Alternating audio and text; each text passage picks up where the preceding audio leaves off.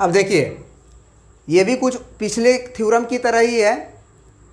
ये क्या है कि prove that the ratio of areas of two similar triangles is equal to the square of their corresponding medians. तो इन्होंने बोला कि टू सिमिलर ट्रायंगल, तो सबसे पहले हमें एबीसी ट्रायंगल और डीईएफ ट्रायंगल सिमिलर दिया गया है। अगर सिमिलर ट्रायंगल है तो आप प्रूफ करो कि इनके जो एरियाज के रेशियो होंगे वो कॉरस्पॉन्डिंग मीडियंस जो होंगे उनके स्क्वायर के बराबर होगा। अब कॉरस्पॉन्डिंग जो मीडियन है वो क्या है? अगर हम मीडियन की बात करें तो ये लंबाई बराबर होता है, ये लंबाई बराबर होना चाहिए, तभी ना इसको मीडियन कहेंगे। तो अभी मीडियन AM1 जो है वो AM1 वो किसके इक्वल माने रेशियो होगा? DM2 के। तो ये इसके स्क्वायर के भी बराबर होगा, माने areas of two similar triangles का रेशियो जो होगा वो कॉरस्पॉन्डिंग मीडियंस के स्क्वायर के भी बराबर होगा। अभी तक हम लोगों ने क्या क्या प्रूफ कर लिया? अभी तक हम लोगों ने प्रूफ किया कि areas of two similar triangles are in the ratio of square of ratio of corresponding sides, माने साइड्स के स्क्वायर के रेशियो के बराबर है। फिर हमने ये भी प्रूफ किया कि ऑल्टीट्यूड भी जो होगा उनके भी रेशियो के स्क्वायर के बराबर होगा एरियाज ऑफ ट्रायंगल का रेशियो। अभी फ्री प्रूफ करने जा रहे हैं कि वही एरियाज ऑफ ट्रायंगल का रेशियो उनके कॉरस्पॉन्डिंग मीडियंस के जो रेशियो होंगे उसके भी स्क्वायर के बराबर होगा। तो ये आराम से प्रूफ किया जा सकता है। कैसे? सबसे पहले तो हम प्रूफ में ये लिख देंगे कि मतलब चूंकि हम जानते हैं, है ना, चूंकि we know that areas of triangle ABC upon areas of triangle DEF is equal to AB upon बोलो, या फिर मतलब बहुत सारा लिख सकते हैं, AB अपॉन DE का होल स्क्वायर लिख सकते हैं ना, ये तो पढ़ चुके हैं ना। BC अपॉन EF के होल स्क्वायर के भी बराबर लिख सकते हैं, और AC अपॉन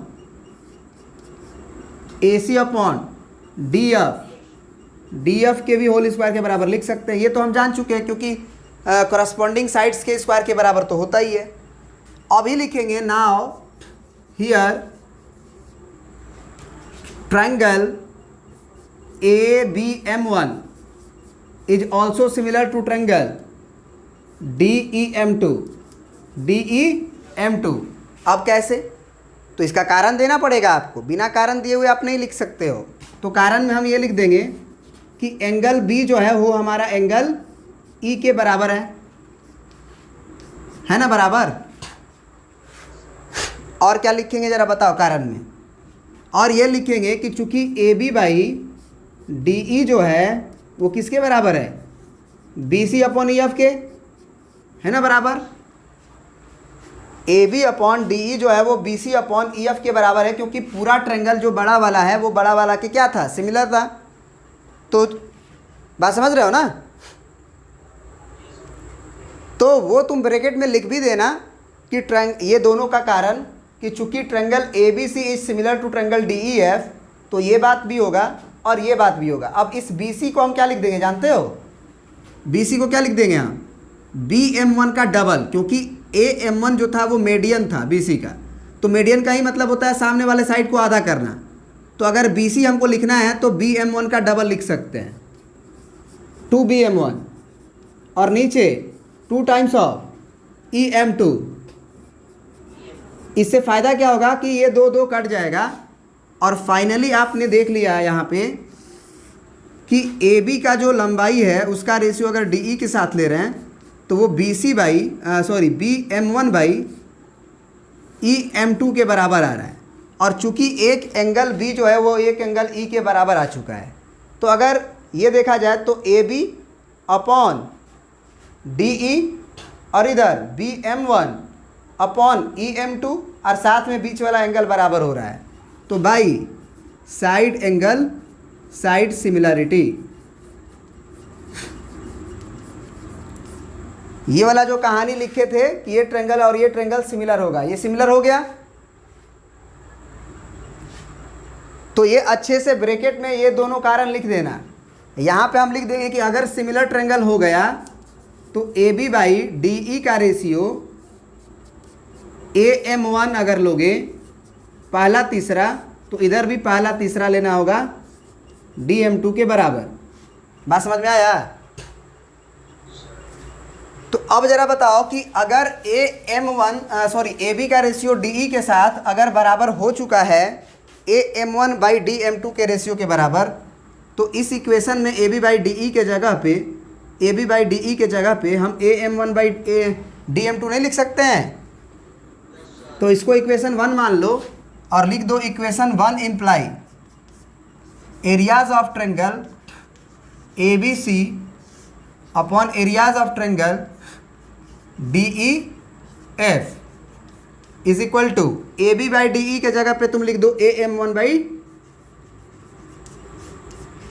DM2। क्या ये बात समझ में आया? यही प्रूफ करना था कि उसके करस्पॉन्डिंग जो मेडियंस हैं उसके स्क्वायर के बराबर होगा। अब करस्पॉन्डिंग मेडियंस का मतलब केवल यही नहीं होता है कि AM1 और DM2। अगर आप B से मेडियन डालें, यहाँ पे मान लो इसको तुम बोल रहे हो BM3 बोल रहे हो, और यहाँ से यहाँ पे जो परपेंडिकुलर मतलब मेडियन डालें, ये लंबाई बराबर मेडियन है ना, मेडियन है, ध्यान रखना। तो ये अगर AM4 के बराबर है मतलब तो ये करस्पॉन्डिंग साइड किसके बराबर हो जाएंगे? अगर BM3 लोगे तो EM4 के रेशियो के बराबर होगा और उसका स्क्वायर ले लो आप। तो ये जो कहानी है लिख दोगे सिमिलरली, है ना, सिमिलरली। जिस तरह से हम लोगों ने AM1 और DM2 के रेशियो के स्क्वायर के बराबर प्रूफ किया, उसी तरह से हम इसको भी प्रूफ कर सकते हैं। और अगर आप C से लिए, मान लो, चलो इसको K बोल देते हैं और इसको L बोल देते हैं, तो ये किसके रेशियो के बराबर और हो जाएगा? CK अगर लोगे तो उसका करस्पॉन्डिंग मीडियन हो जाएगा FL और उसके स्क्वायर के बराबर होगा। क्या ये बात समझ में आ गया? चलिए प्रिंट कर लीजिए इसको भी।